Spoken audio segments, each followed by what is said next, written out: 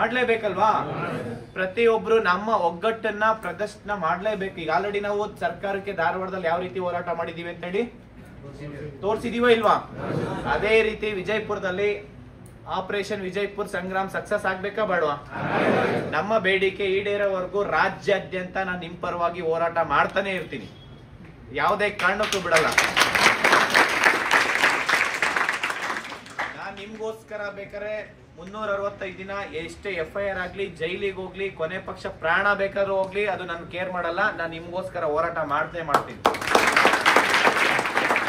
ನಾನು ಕೇಳ್ತಾ ಇರೋದು, ನೀವು ಇಲ್ಲಿಂದ ಧಾರವಾಡಕ್ಕೆ ಬನ್ನಿ. ನಾನು ಧಾರವಾಡದಲ್ಲಿ ಸೆಪ್ಟೆಂಬರ್ 25ನೇ ತಾರೀಕು ಹೋರಾಟ ಮಾಡಿದಾಗ ಎಷ್ಟೋ ಜನ ವಿದ್ಯಾರ್ಥಿಗಳು ಬೇರೆ ಬೇರೆ ಡಿಸ್ಟಿಕ್ ಅಲ್ಲಿ, ಅದರಲ್ಲೂ ನನಗೆ ಕ್ಲೋಸ್ ಫ್ರೆಂಡ್ಸ್ ಬೆಂಗಳೂರಲ್ಲಿ ಇರೋರು, ನಾನು ಈ ಹೋರಾಟ ನೋಡೋದಕ್ಕೆ ಧಾರವಾಡ ಬಂದಿದ್ದೆ ಚೆನ್ನಾಗಿರ್ತಿತ್ತು, ನಾನು ಮಿಸ್ ಮಾಡ್ಕೊಂಡೆ, ಎಷ್ಟು ಚೆನ್ನಾಗಿತ್ತು ಅಂತ ಹೇಳ್ತಿದ್ರು. ಅಂದ್ರೆ ಎಷ್ಟು ಚೆನ್ನಾಗಿತ್ತೆ ಅನ್ನೋದಕ್ಕಿಂತ ನಮ್ಮ ಬೇಡಿಕೆ ಈಡೇರ್ಬೇಕು, ಅಲ್ಲಿ ತನಕ ಹೋರಾಟ ಮಾಡ್ಬೇಕು. ಅದೆಷ್ಟೇ ಜನ ಇರ್ಲಿ, ಜನ ಪ್ರದರ್ಶನ ಮಾಡೋದಲ್ಲ, ನಮ್ಮ ಬೇಡಿಕೆ ಏನಾಗಬೇಕು, ಈಡೇರ್ಬೇಕು. ಪ್ರತಿ ಒಂದು ಡಿಪಾರ್ಟ್ಮೆಂಟ್ ಅಲ್ಲಿ ಪ್ರತಿ ಒಂದು ವರ್ಷ ನೋಟಿಫಿಕೇಶನ್ಸ್ ಆಗ್ಲಿ, ಅದೇ ಸೆಂಟ್ರಲ್ ಗೌರ್ಮೆಂಟ್ ವಿರುದ್ಧ ಯಾವತ್ತಾದ್ರೂ ನಾವು ಪ್ರೊಟೆಸ್ಟ್ ಮಾಡ್ತೀವಾ? ಇಲ್ಲ. ಪ್ರತಿ ವರ್ಷ ಒಂದು ಸ್ಟಾಫ್ ಸೆಲೆಕ್ಷನ್ ಕಮಿಷನ್ ಅನ್ನೋದು ಪ್ರತಿ ವರ್ಷ ನೋಟಿಫಿಕೇಶನ್ಸ್ ಆಗುತ್ತೆ. Group C syllabus, group C, group D exams ಅಲ್ಲಿ ಸಾವಿರಾರು ಪೋಸ್ಟ್ ನೋಟಿಫಿಕೇಶನ್ಸ್ ಆಗುತ್ತಾ ಇಲ್ಲ? ಅದೇ ರೀತಿ ನಮ್ಮ ಕರ್ನಾಟಕದಲ್ಲೂ ಕರ್ನಾಟಕ ಸ್ಟಾಫ್ ಸೆಲೆಕ್ಷನ್ ಕಮಿಷನ್ ಅಂತ ಹೇಳಿ ಅದರಲ್ಲಿ ಸಾವಿರಾರು ಹುದ್ದೆ ಪ್ರತಿ ವರ್ಷ ಕಲಿಬೇಕು. ಅಂದ್ರೆ ಗ್ರೂಪ್ ಸಿ ಸಿಲೆಬಸ್ ಎಲ್ಲ ಕಾಮನ್ ಸಿಲೆಬಸ್ ಒಂದೇ ಇದೆ ತಾನೆ? ಒಂದೇ ಎಕ್ಸಾಮ್ಸ್, ಒಂದೇ ನೋಟಿಫಿಕೇಶನ್ ಪ್ರತಿ ವರ್ಷ ಕರೆಯೋದಕ್ಕೆ ಏನಾಗಿದೆ? ಬೇಕಾ ಬೇಡವಾ? ಮತ್ತೆ ಭ್ರಷ್ಟಾಚಾರ ಮುಕ್ತ ನೇಮಕಾತಿ ಆಗಬೇಕು. ನಮ್ ತೇಲಿ ಸರ್ ನಿಜವಾಗ್ಲೂ ಒಂಥರ ಇನ್ಸ್ಪಿರೇಷನ್. ಭ್ರಷ್ಟಾಚಾರ ಮುಕ್ತ ನೇಮಕಾತಿ ಆಗ್ಲೇಬೇಕು. ಯಾಕೆಂದ್ರೆ ಕ್ವಶನ್ ಪೇಪರ್, ಬ್ಲೂಟೂತ್ ಸ್ಕ್ಯಾಮು, ಮತ್ತೆ ಹೆಂಗೆ ಅಂದ್ರೆ OMR ತಿದ್ದುಪಡಿ, ಈ ತರ ಎಲ್ಲ ಯಾವುದೇ ಕಾರಣಕ್ಕೂ ಆಗ್ಬಾರ್ದು. ನೀವ್ ಇಷ್ಟೆಲ್ಲ ಕಷ್ಟಪಟ್ಟು ಓದ್ತಾ ಇದೀರಾ ಇಲ್ವಾ? ನಿಮ್ಗೆಲ್ಲ ನ್ಯಾಯ ಸಿಗ್ಬೇಕು. ಇದ್ರ ಜೊತೆ ಏನಪ್ಪಾ ಅಂದ್ರೆ ತುಂಬಾ ಇಂಪಾರ್ಟೆಂಟ್, ನಾನು ವಿಜಯಪುರಕ್ಕೆ ಬಂದಾಗ ತೇಲಿ ಸರ್, ಸಿದ್ದು ಸರ್ ಮತ್ತೆ ಮುಕ್ತಾಪುರ್ ಸರ್ ಅಲ್ಲಿ ಕರ್ಕೊಂಡೋದ್ರು ಸ್ಟೇಡಿಯಂ ಹತ್ರ. ಕರ್ಕೊಂಡೋಗೋದು ನೋಡಿದಾಗ ಆ ಗ್ರೌಂಡ್ಗೆ ಆಫ್ಟರ್ ಆಲ್ ಜಾಸ್ತಿ ಅಂದ್ರೆ ½ hour ಯಾರು ಸಾವುಕಾರ ಶ್ರೀಮಂತರು ಹೋಗ್ತಾರಾ? ಇಲ್ಲಾಂದ್ರೆ ಸರ್ಕಾರಿ ನಾವು ಹುದ್ದೆ ತಗೊಂಡು 50,000 1 ಲಕ್ಷ ಸ್ಯಾಲರಿ ತಗೊಂಡವ್ರು ಏನಾದ್ರು ಗ್ರೌಂಡ್ ಆಗಿ ಹೋಗಿ ರನ್ನಿಂಗ್ ಮಾಡಿ ಪ್ರಾಕ್ಟೀಸ್ ಮಾಡ್ತಾರಾ? ಇಲ್ವಲ್ಲ. 500 ರೂಪಾಯಿ ಫೀಸ್ ಎಲ್ಲಿಂದ ಕೊಡಕ್ಕಾಗುತ್ತೆ? ನೀವು 500 ಇಂದ 600 ರೂಪಾಯಿ ಫೀಸ್ ಇಲ್ಲಿ ಲೈಬ್ರರಿ ಕೊಡ್ತೀರಾ ಪೂರ್ತಿ ದಿನ. ಮತ್ತೆ ಎಷ್ಟೋ ಜನ ವಿದ್ಯಾರ್ಥಿಗಳು ರಾತ್ರಿ ಇಲ್ಲೇ ಮಲ್ಕೊಂಡಿರ್ತಾರೆ, ಇಲ್ಲೇ ಊಟ ಮುಗಿಸ್ತಾರೆ, ಹೌದಾ ಇಲ್ವಾ? ಇಲ್ಲಿ ಲೈಟ್ ಮತ್ತೆ ಬಾತ್ರೂಮ್ ಫೆಸಿಲಿಟೀಸ್ ಇರುತ್ತೆ, ವಾಟರ್ ಫೆಸಿಲಿಟೀಸ್ ಇರುತ್ತೆ, ಫ್ಯಾನ್ ಇದೆ, ಎಲ್ಲಾ ಫೆಸಿಲಿಟೀಸ್ ಕೊಟ್ಟರು ಕೂಡ ಜಾಸ್ತಿ ಅಂದ್ರೆ 500 ಇಂದ 600 ರೂಪಾಯಿ ಫೀಸ್ ಇದೆ, ಹೌದಾ ಇಲ್ವಾ? ಅಲ್ಲಿ ನಾವು ಆಫ್ಟರ್ ಒಂದ್ 5-10 ನಿಮಿಷ ಮ್ಯಾಕ್ಸಿಮಮ್ ಅರ್ಧ ಗಂಟೆ ನಾವು ರನ್ನಿಂಗ್ ಮಾಡ್ಕೊಂಡ್ ಬರ್ತೀವಿ ಅನ್ನೋದಕ್ಕೆ 500 ರೂಪಾಯಿ ಯಾಕೆ ಕಟ್ಬೇಕು ನಾವು? ನಾನು ಹೇಳ್ದೆ ಯಾಕೆ ಕಟ್ಬೇಕು, ಯಾಕೆ ಪ್ರಶ್ನೆ ಮಾಡಿಲ್ಲ ಅಂತ ಕೇಳಿದಾಗ ಏನೋ ಅನ್ಅಥರೈಸ್ಡ್ ಪರ್ಸನ್ ಮತ್ತೆ ಕುಡುಕರು, ಸಿಗರೇಟ್ ಸೇದೋರು ಒಳಗಡೆ ಬರ್ತಾರೆ ಅಂತ ಕೇಳ್ಪಟ್ಟೆ. ಆಯ್ತು, DC ಅವ್ರು ಇನ್ನೊಂದು ನಮ್ಮ ಒಂದು ಮನವಿ ಏನಪ್ಪಾ ಅಂತಂದ್ರೆ, ಯಾರು ಕೋಚಿಂಗ್ ಇನ್ಸ್ಟಿಟ್ಯೂಟ್ ಹೋಗ್ತಿದಾರೆ, ಕ್ಲಾಸ್ಗೆ ಹೋಗ್ತಿದಾರೆ, ಯಾರು ಲೈಬ್ರರಿ ಹೋಗ್ತಿದಾರೆ, ಎಲ್ಲರ ಹತ್ರ ಒಂದು ಸ್ಲಿಪ್ ಕೊಡ್ತಾರಲ್ವ ಇಲ್ಲಿ, ಆ ಸ್ಲಿಪ್ ಯಾರು ಕೊಡ್ತಾರೋ ಅದನ್ನ ತೋರಿಸಿ ಒಳಗಡೆ ಫ್ರೀ ಎಂಟ್ರಿ ಕೊಡ್ಬೋದಲ್ಲ ಅವರಿಗೆ. ಇದನ್ನ ಅವತ್ತೇ ನಾನು ಇವತ್ತು ಬೆಳಗ್ಗೆ ಮಧ್ಯಾಹ್ನ ಆಕ್ಚುಲಿ ನಾನು ಇವರೆಲ್ಲ ಹೋಗಿ ಡಿಸ್ಕಷನ್ ಮಾಡಿದ್ವಿ.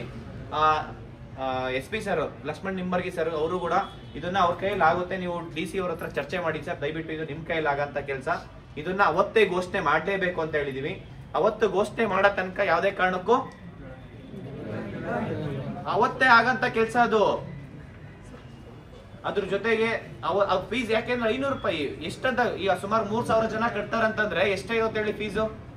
3,000 ಜನ 500 ರೂಪಾಯಿ ಅಂದ್ರೆ ಸುಮಾರು 15 ಲಕ್ಷ ಆಯ್ತು. ಒಂದ್ ವರ್ಷಕ್ಕೆ 1,80,00,000 ಆಯ್ತು. ಎಲ್ಲಿಂದ ಲೂಟಿ ಮಾಡ್ತಿದ್ದಾರೆ ಇವರು ಸ್ಟೂಡೆಂಟ್ಸ್ ಹತ್ರ? ಮೊದಲೇ ಒಂದೊಂದು ಅಪ್ಲಿಕೇಶನ್ 750 ರೂಪಾಯಿ 1,000 ರೂಪಾಯಿ ಫೀಸ್ ಕಟ್ಬೇಕು. ಇಲ್ಲಿ ಉಳ್ಕೊಳ್ಳೋದಕ್ಕೆ library fees, coaching institute, test series, ಇವೆಲ್ಲ ತುಂಬಾ ಸಾಕಷ್ಟು ಸಮಸ್ಯೆಗಳಿದಾವೆ.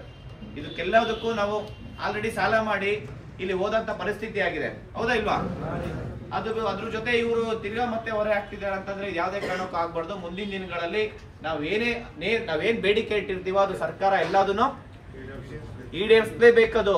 ಎಲ್ಲಿವರೆಗೂ ಈಡೇರಿಸಲ್ವೋ ಅಲ್ಲಿವರೆಗೂ ನಾವು ಒಗ್ಗಟ್ಟಾಗಿ ಹೋರಾಟ ಮಾಡ್ಲೇಬೇಕಾಗುತ್ತೆ. ಪ್ರತಿಯೊಬ್ಬರಿಗೂ ನಾನು ಕೇಳ್ಕೊಂತೀನಿ. ನಾನು ಬೆಂಗಳೂರು, ಧಾರವಾಡಕ್ಕೆ ಬಂದು ಹೋರಾಟ ಮಾಡಿ ಅಂತ ಕೇಳ್ತಾ ಇಲ್ಲ, ಮತ್ತೆ ಹೋರಾಟಕ್ಕೆ ನೀವು ದುಡ್ಡು ಕೊಡಿ ಅಂತ ಕೇಳ್ತಾ ಇಲ್ಲ. ನಿಮ್ಮ ಪ್ರೆಸೆನ್ಸ್ ತುಂಬಾ ಇಂಪಾರ್ಟೆಂಟ್. ನಿಮ್ಮ ಸ್ನೇಹಿತರಿಗೂ ಕರ್ಕೊಂಬನ್ನಿ, ನಿಮ್ಮ ಎಲ್ಲೆಲ್ಲಿ ಎಷ್ಟು ಜನ ಫ್ರೆಂಡ್ಸ್ ಇದ್ದಾರೆ ಅಷ್ಟು ಜನ ಕೇಳಿ. ಈಗ ಆಲ್ರೆಡಿ ನಿಮ್ ಕಡೆ ಪಾಂಪ್ಲೆಟ್ಸ್ ಇದೆ, ಹೌದಾ ಇಲ್ವಾ? ಅದು ನಿಮ್ಮ ಸ್ನೇಹಿತರಿಗೂ ಹೇಳಿ. ನಾವು ಅವತ್ತು ಹೋರಾಟ, ನಾವು 12ನೇ ತಾರೀಕು ಹೋರಾಟ ಇಲ್ಲ, ಇದು ಶಿವಾಜಿ ವೃತ್ತ ಇತ್ತು, ನಾವು ಶಿವಾಜಿ ವೃತ್ತಕ್ಕೆ ಹೋದ್ವಿ, ಅಲ್ಲಿ ಯಾರು ಇರ್ಲಿಲ್ಲ, ಅದು ಪ್ರಶ್ನೆ ಅಲ್ಲ. ಶಿವಾಜಿ ವೃತ್ತ ಅಲ್ಲ, ಇಲ್ಲಿ ಇಳಿಯೋದು ಅಂಬೇಡ್ಕರ್ ಸ್ಟೇಡಿಯಂ. ಯಾಕೆಂದ್ರೆ ನಾವು ಶಿವಾಜಿ ವೃತ್ತನೇ ಪರ್ಮಿಷನ್ಸ್ ಕೇಳಿ, ಅವ್ರ ಪರ್ಮಿಷನ್ಸ್ ಓಕೆ ಅಂತ ಹೇಳಿದ್ರು. ನಂತರ ಏನಪ್ಪಾ ಅಂತಂದ್ರೆ ಅಲ್ಲೊಂದು ರೋಡ್ ಕನ್ಸ್ಟ್ರಕ್ಷನ್ ನಡೀತಾ ಇದೆ, ಹಂಗಾಗಿ ಆ ರೋಡ್ ಬೇಡ, ಇಲ್ಲಿಂದ ಮಾಡಿ ಅಂತ ಹೇಳ್ಬಿಟ್ಟು ಪರ್ಮಿಷನ್ಸ್ ಕೊಟ್ಟಿದ್ದಾರೆ. ನಾವು ಇನ್ನೊಂದೇನಂದ್ರೆ ಎಲ್ಲ ಸ್ಟೂಡೆಂಟ್ಸ್ ಆಸ್ಪಿರೆಂಟ್ಸ್ ಏನಪ್ಪಾ ಅಂದ್ರೆ ಅಲ್ಲಿ ಒಂದು ಗೌರ್ಮೆಂಟ್ ಎಂಪ್ಲಾಯ್ಸ್ ಏನ್ ಬರ್ತಾರೆ, ಪೊಲೀಸ್ PC ಇರ್ಬೋದು, ಒಂದು PSI ಇರ್ಬೋದು, ಇನ್ಸ್ಪೆಕ್ಟರ್ ಇರ್ಬೋದು, DSP ಇರ್ಬೋದು, ಅಡಿಷನಲ್ SP ಸರ್ ಯಾರೇ ಬಂದ್ರು ಒಂದು ಗೌರವ ಕೊಡಿ. ಯಾಕೆಂದ್ರೆ ನಮ್ಮ ನಾವು ಎಲ್ಲಿ ಹೋರಾಟ ಮಾಡ್ತೀವೋ ಅಲ್ಲಿಗೆ DC ಅವ್ರು ಬಂದು ಮನವಿ ತಗೊಂತಾರೆ. ಓಕೆನಾ? ಆಗ್ಬೋದಾ? ಅವರಿಗೆ ರೆಸ್ಪೆಕ್ಟ್ ಕೊಡಿ. ಮತ್ತೆ ಇನ್ನೊಂದು ವಿಚಾರ ಏನಪ್ಪಾ ಅಂತಂದ್ರೆ ಯಾರು ಅಷ್ಟೇ ನೂಕಾಡೋದು ತಳ್ಳೋದು ಅಂತಾರ ಕೆಲಸ ಬೇಡ, ಮಾಡಕ್ ಹೋಗ್ಬಾರ್ದು. ಮತ್ತೆ ನಮ್ಮ ಸ್ಟೂಡೆಂಟ್ಸ್ ಹೇಳ್ತಿದ್ದು ಗಂಡ್ಮಕ್ಳಿಗೆ ಹೇಳೋದೇನಪ್ಪಾ ಅಂತಂದ್ರೆ ನಿಮ್ಮ ಅಕ್ಕ ತಂಗಿದಿರೋ ಇಲ್ಲ ನಿಮ್ಮ ಸ್ನೇಹಿತರು ಅನ್ಕೊಳ್ಳಿ, ಹೆಣ್ಮಕ್ಳಿಗೆ ನಾವು ಧಾರವಾಡದಲ್ಲಿ ಸಪರೇಟ್ ಒಂದು ಲೈನ್ ಮಾಡಿದ್ವಿ, ಒಂದು ಡಿಸ್ಟೆನ್ಸ್ ಮೇಂಟೈನ್ ಮಾಡಿದ್ವಿ, ಮಿನಿಮಮ್ 1 or 2 ಮೀಟರ್ ಡಿಸ್ಟೆನ್ಸ್ ಇತ್ತು, ಸಪರೇಟ್ ಲೈನು. ಮತ್ತೆ ಅದ್ರ ವಾಲಂಟ್ರಿ ನೀವೇ ತಗೊಬೇಕು, ವಾಲಂಟ್ರಿಶಿಪ್ ನೀವೇ ತಗೊಬೇಕು, ಲೀಡರ್ಶಿಪ್. ಅವ್ರನ್ನ ಸಪರೇಟ್ ಸೇಫ್ ಕರ್ಕೊಂಡೋಗಿ ಸೇಫ್ ಕರ್ಕೊಂಡ್ಬರೋದು ನಿಮ್ಮ ಜವಾಬ್ದಾರಿ. ಯಾಕೆಂದ್ರೆ ಯಾರಿಗೇನು ಆಗ್ಬಾರ್ದು, ಅರ್ಥ ಆಯ್ತಾ? ಪ್ರತಿ ಒಬ್ರು ಯಾರು ವಿಜಯಪುರದಲ್ಲಿ ಎಷ್ಟು ಜನ ವಿದ್ಯಾರ್ಥಿಗಳಿದಾರ, ನಿಮ್ಮ ಸ್ನೇಹಿತರಿದಾರ, ಪ್ರತಿ ಒಬ್ರು ಈ ಹೋರಾಟಕ್ಕೆ ಬರ್ಲೇಬೇಕು. ಹೌದಾ? ಯಾಕೆ ಅಂತಂದ್ರೆ ಇನ್ನೊಂದು ವಿಚಾರ ಹೇಳ್ತೀನಿ, ಈ ಹೋರಾಟಕ್ಕೆ ವಾಟರ್ ಫೆಸಿಲಿಟೀಸ್ ಕೂಡ ಪಾಪ ಪೊಲೀಸ್ ಅವರೇ ಕೊಡ್ತಿದ್ದಾರೆ. ಅವ್ರಿಗೊಂದು ಚಪ್ಪಾಳೆ ಹೊಡಿಬೇಕು. ಈ ಹಿಂದೆ ನಾನು ಕೇಳಿದ್ದೆ, ಒಂದು ಮೈಕ್ ಸೆಟ್ ಸರಿ ಇಲ್ಲ, ಲಾಸ್ಟ್ ಟೈಮ್ ಹೋರಾಟ ಮಾಡಿದಾಗ ಇನ್ನೊಬ್ರು ಸರ್ ಪೊಲೀಸ್ ಅವ್ರು ಬಂದು ಭಯ ಇಡಿಸ್ತಿದ್ರು ಅಂತ. ಆ ರೀತಿ ಯಾರು ಭಯ ಬೀಳಂತ ಅವಶ್ಯಕತೆ ಇಲ್ಲ. ನೀವು ಪ್ರಶ್ನೆ ಮಾಡಬೇಕು, ನೀವೆಲ್ಲ ಒಗ್ಗಟ್ಟಾಗ್ಬೇಕು. ಈಗ ಪೊಲೀಸ್ ಅವರಿಗೆ ಒಂದು 3-4 ತಿಂಗಳು ಸ್ಯಾಲರಿ ಕೊಟ್ಟಿಲ್ಲ ಅಂದ್ರೆ ಅವ್ರು ಸುಮ್ನೆ ಇರ್ತಾರ? ಹೋರಾಟ ಮಾಡ್ತಾರ ಇಲ್ವಾ? ಸರ್ಕಾರಿ ನೌಕರಿಗೆ ಸ್ಯಾಲರಿ ಕೊಟ್ಟಿಲ್ಲ ಅಂತ ಎಷ್ಟು ಹೋರಾಟ ಆಗಿಲ್ಲ? ಅವ್ರಿಗೆಲ್ಲ ಜೈಲಿಗೆ ಹಾಕಿದಾರ, FIR ಹಾಕಿದಾರ. ಮತ್ತೆ ಇನ್ನೊಂದು ವಿಚಾರ ಅಂದ್ರೆ ಯಾರೋ ಒಬ್ರು ಬರ್ತಾರೆ PC ಇಲ್ಲ ಅಂದ್ರೆ ಅವನು ಇಂಟೆಲಿಜೆನ್ಸ್ ಬಂದು ಇಲ್ಲ ಹೋರಾಟಕ್ಕೆ ಹೋದ್ರೆ ನೀವು FIR ಆಗುತ್ತಂದ್ರೆ ಅವನಿಗೆ ಒಂದು ಕಾನ್ಸ್ಟಿಟ್ಯೂಷನ್ ಬುಕ್ ತೆಗೆದು ಕೊಡಿ. ಆರ್ಟಿಕಲ್ 14 ಹೇಳುತ್ತೆ right to equality, article 16 right to employment, article 19 ತೋರಿಸಿ ರೈಟ್ ಟು ಸ್ಪೀಚ್ ಅಂತ ಹೇಳಿ, ಆರ್ಟಿಕಲ್ 21 ಹೇಳುತ್ತೆ ಹೇಳಿ right to life, right to protest, right to leave, right to shelter, right to educations, ನಿಮ್ಗೆಲ್ಲಾನು ರೈಟ್ ಟು ಹೆಲ್ತ್, ಪ್ರತಿ ಒಂದು fundamental rights ಏನಿದೆ ಅದ್ರ ಪ್ರಕಾರನೇ ನಾವು ನಡ್ಕೊಬೇಕಾಗುತ್ತೆ. ಯಾವುದೇ ಅಧಿಕಾರಿಗಳು ಇರ್ಬೋದು, ಸರ್ಕಾರ ಆಗಿರ್ಬೋದು. ಹೌದಾ ಇಲ್ವಾ? ಅದನ್ನ ಯಾರು ಮೀರಂಗಿಲ್ಲ. ಅರ್ಥ ಆಗ್ತಿದೆಯಲ್ಲ? ನೀವು ಪ್ರಶ್ನೆ ಮಾಡಿ, ಯಾರೇ ಬಂದ್ರು ಅದ್ ನನಗೆ ಹೇಳಿ. ಅದನ್ನ ಯಾರಾದ್ರೂ ಪೊಲೀಸ್ ಬಂದ್ರು ನಿಮ್ಗೆ ಹೇಳಿದ್ರೆ ನಾನು ಇಲ್ಲೇ ಇರ್ತೀನಿ, ವಿಜಯಪುರದಲ್ಲಿ ಬಿಟ್ಟು ಎಲ್ಲೂ ಹೋಗಲ್ಲ. ಅರ್ಥ ಆಗ್ತಿದ್ಯಾ? ಫೋನ್ ಮಾಡಿದ್ರೆ ಒಂದ್ 10 ಮಿನಿಟ್ಸ್ ಅಲ್ಲಿ ಇರ್ತೀನಿ. ಅವ್ರಿಗೆ ಹೇಳ್ಬಿಡಿ, ಏನಾದ್ರು ಹಂಗ್ ಬಂದ್ ಮಾತಾಡ್ತಾರ ಅಂದ್ರೆ ಒಂದ್ 10 ನಿಮಿಷ ವೆಯ್ಟ್ ಮಾಡಿ, ಕಾಂತಕುಮಾರ್ ಸರ್ ಬರ್ತಾರೆ, ಅವ್ರು ಬಂದಾದ್ಮೇಲೆ ನೀವ್ ಏನ್ ಮಾತಾಡ್ತೀರಾ ಮಾತಾಡಿ ಅಂತ ಹೇಳಿ. ಎಲ್ಲರ ಹತ್ರ ಫೋನ್ ಇರುತ್ತಲ್ಲ, ಜಸ್ಟ್ ಒಂದ್ ವಿಡಿಯೋ ಮಾಡಿ ಅವ್ರಿದ್ದು ಏನ್ ಮಾಡ್ತಾರ ನೋಡೋಣ. ಅವ್ರೇನಾದ್ರು ವಿಡಿಯೋ ಮಾಡಿ ನನಗೆ ಕೊಡಿ, ಅದನ್ನ ಅವ್ರನ್ನ ಸಸ್ಪೆಂಡ್ ಮಾಡೋ ತನಕ ನಾನು ಹೋರಾಟ ಮಾಡ್ತೀನಿ. ನಮ್ ರೈಟ್ಸ್ ಯಾರು ಕಿತ್ಕೊಳ್ಳೋ ಅವಶ್ಯಕತೆ ಇಲ್ಲ. ಹೌದಾ? ಎಷ್ಟು ಹೋರಾಟ ಆಗಿಲ್ಲ? ರೈತರ ಹೋರಾಟ ಆಗಿಲ್ಲ? ಅವ್ರ ಬೇಡಿಕೆ ಈಡೇರಿಸ್ಕೊಂಡಿಲ್ವಾ? ಅಂಗನವಾಡಿ ಕಾರ್ಯಕರ್ತರ ಅವ್ರ ಬೇಡಿಕೆ ಈಡೇರಿಸ್ಕೊಂಡಿಲ್ವಾ? ಈಡೇರಿಸ್ಕೊಂಡಿದ್ರ ಇಲ್ಲ? ಎಷ್ಟು ದಿನ ಅಂತ ಇಲ್ಲಿ ಇಲ್ಲ ಲಕ್ಷಾಂತರ ರೂಪಾಯಿ ಕಟ್ಟು ಫೀಸ್ ಕಟ್ಕೊಂಡು ಇಲ್ಲೇ ಓದೋಕ್ಕಾಗುತ್ತೆ ಹೇಳಿ? ಒಂದು ನಿಮ್ಮ ಒಂದು ಏನು ಎನರ್ಜಿ ಇದೆ, ನಿಮ್ಮ ಒಂದ್ ಪಕ್ಷ ನೀವು ಮನೆಯಿಂದ ಕೊಡೋಂಥದ್ದು ನಿಮ್ ತಂದೆ ತಾಯಿ ಏನ್ ಬೆವರು ಸೂಸಿ ನೀವು ಕೊಡ್ತಾರಲ್ಲ 5-10 ಸಾವಿರ ದುಡ್ಡು, ಆ ದುಡ್ಡು ಹೋದ್ರೆ ಬೇಕಾದ್ರೆ ನೀವು ಸಂಪಾದನೆ ಮಾಡ್ಬೋದು. ಒಂದ್ಸತಿ ಎನರ್ಜಿ ಮತ್ತೆ ನಿಮ್ಮ ಟೈಮ್ ಇದೆಯಲ್ಲ, ಆ ಟೈಮ್ ಯಾರು ಕೊಡಕ್ಕಾಗಲ್ಲ. ಯಾರಾದ್ರೂ ಕೊಡಕ್ಕಾಗುತ್ತಾ? ಒಂದ್ಸತಿ ಹೋಗಿ ಟೈಮ್ ಯಾರು ಕೊಡಕ್ಕಾಗಲ್ಲ. ದಯವಿಟ್ಟು ಅರ್ಥ ಮಾಡ್ಕೊಳ್ಳಿ. ನಾವು ಪ್ರಶ್ನೆ ಮಾಡ್ಬೇಕಾಗಿರೋದು ಯಾರಿಗೆ? ಸರ್ಕಾರಕ್ಕೆ. ನಾವು ಸರ್ಕಾರಕ್ಕೆ ಪ್ರಶ್ನೆ ಮಾಡಿ ನಮ್ಮ ಬೇಡಿಕೆ ಏನಾಗಬೇಕು? ಈಡೇರ್ಬೇಕಷ್ಟೇ, ಬೇರೆ ಇನ್ನೇನಿಲ್ಲ.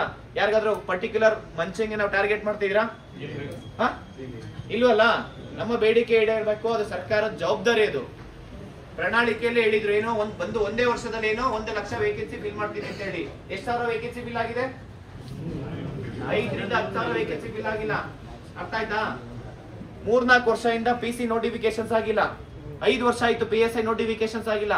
7-8 ವರ್ಷ ಆಯ್ತು FD ST ನೋಟಿಫಿಕೇಶನ್ಸ್ ಆಗಿ. ಒಂದು KS ನೋಟಿಫಿಕೇಶನ್ಸ್ ಆಗಿ 2 ವರ್ಷದಿಂದ ಕೋರ್ಟಲ್ ಅಲ್ಲಿ ಅಂತ ಪರಿಸ್ಥಿತಿ ಬಂದಿದೆ. ಒಂದು ಹೈಸ್ಕೂಲ್ ಟೀಚರ್ಸ್ ಇರ್ಬೋದು, 10 ವರ್ಷ ಆಯ್ತು. ಟೀಚರ್ ವೇಕೆನ್ಸಿ ಅಷ್ಟು ಇದೆ, 70,727 ಹುದ್ದೆ ಖಾಲಿ ಇದೆ. 10,267 ಹುದ್ದೆ ಬರೀ PSTR, HSTR, GPSTR ನೋಟಿಫಿಕೇಶನ್ಸ್ ಆಗಿದೆ. ಅದಷ್ಟೇ ಸಾಕಾ? PU ಲೆಕ್ಚರರು ಮತ್ತೆ ಅಸಿಸ್ಟೆಂಟ್ ಪ್ರೊಫೆಸರ್ ಎಲ್ಲ ನೋಟಿಫಿಕೇಶನ್ಸ್ ಆಗ್ಬೇಕಾ ಬೇಡವಾ? ಪ್ರತಿ ಒಂದರಲ್ಲೂ ಖಾಲಿ ಹುದ್ದೆ ಇದೆ. ಈ ಕೂಡಲೇ ನೇಮಕಾತಿ ಪ್ರಕ್ರಿಯೆ ಪ್ರಾರಂಭ ಮಾಡಬೇಕು. ಮತ್ತೆ ಮಾನ್ಯ ಮುಖ್ಯಮಂತ್ರಿ ಸಿದ್ದರಾಮಯ್ಯ ಸರ್ 3 ವರ್ಷ 4 ವರ್ಷ ಮುಂಚೆನೆ ಲೆಟರ್ ಹಾಕಿದ್ರೆ ಏನಂತ? PC ವಯೋಮಿತಿನ ಕಾಯಂ ಮಾಡಿ ಅಂತ ಹೇಳಿ. SC ST OBCಗೆ 33 ಇಯರ್ಸ್, ಜನರಲ್ ಮೆರಿಟ್ಗೆ 30 ಇಯರ್ಸ್ ಅಂತ ಹೇಳ್ಬಿಟ್ಟು ಇಲ್ಲಿವರೆಗೂ ಕಂಟಿನ್ಯೂಸ್ ಆಗಿ ಹೋರಾಟ ಮಾಡ್ತಾ ಇದೀವಿ. ಅದು ಇನ್ನೂ ಯಾವುದೇ ರೀತಿ ಕಾರ್ಯರೂಪ ಬಂದಿಲ್ಲ. ಮಾನ್ಯ ಗೃಹ ಸಚಿವರು ಏನ್ ಹೇಳ್ತಾರೆ? ಹೊರ ರಾಜ್ಯಗಳು, ನೆರೆಹೊರೆ ರಾಜ್ಯಗಳಲ್ಲಿ ನಾವು ಮಾಹಿತಿ ತರಿಸ್ಕೊಂತೀವಿ. ತೆಲಂಗಾಣದಲ್ಲಿರೋ ಟೋಪಿ ಇಂಪ್ಲಿಮೆಂಟ್ ಮಾಡ್ಕೊಂತೀರಾ, ತೆಲಂಗಾಣದಲ್ಲಿರೋ ಏಜ್ ಲಿಮಿಟ್ ಅಪ್ಲೈ ಮಾಡಕ್ಕಾಗಲ್ಲ ಅಂತಂದ್ರೆ ಏನಂತ ಹೇಳ್ಬೇಕು ಹೇಳಿ. ನೆರೆಹೊರೆ ರಾಜ್ಯಗಳಲ್ಲಿ ಸುಮ್ನೆ ಗೂಗಲ್ ಮಾಡಿದ್ರೆ 5 ನಿಮಿಷದಲ್ಲಿ ಎಲ್ಲ ತೋರಿಸ್ಬಿಡುತ್ತೆ. ತರ್ಸ್ಕೊಂತೀನಿ ಅಂತ ಏನು ಹೇಳಿ, ಯಾರಿಗ್ ಬೇಕಾಗಿರೋದು ಹೇಳಿದೆಯಲ್ಲ? ನಮಗೆ ಬೇಕಾಗಿರೋದು ದಯವಿಟ್ಟು ಪ್ರತಿ ಒಬ್ಬರು ಸ್ಟೂಡೆಂಟ್ಸ್ ಎಲ್ಲರೂ ಒಗ್ಗಟ್ಟಾಗಿ ಮತ್ತೆ ಹೇಳ್ಸ್ಕೊಂಡು ಹೋಗ್ಕೋಬೇಡಿ. ನೀವೇ